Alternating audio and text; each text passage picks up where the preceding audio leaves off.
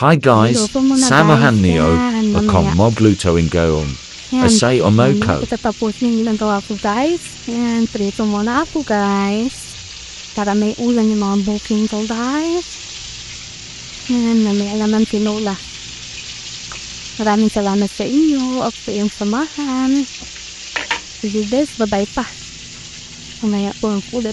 Guys, luto na po yung piniritong manok.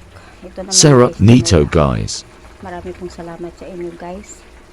Maraming salamat ulit. Bye-bye. Kasi may gagawin pa po ako guys. Lisingin kasi nagpaparepair ng bahay. Ayan. Maraming salamat hanggang sa muli. Ayan, okay na. Ayan, okay na. Okay na po. Pakainin ko na sila. Bye-bye. Hi guys. We noko. Magtinula po ako ng tulingan. Hindi ulam namin ngayon. Kakarating ko lang po. Maraming pong salamat sa inyo. Ako po yung samahan guys. Ito po isunod ko pa yun pag maluto na po ay pitsay. Maraming pong salamat ulit. Yan. Hapunan yan guys. Para sustansya guys. Simpleng ulam lang guys pero masarap. Sariwa po yan.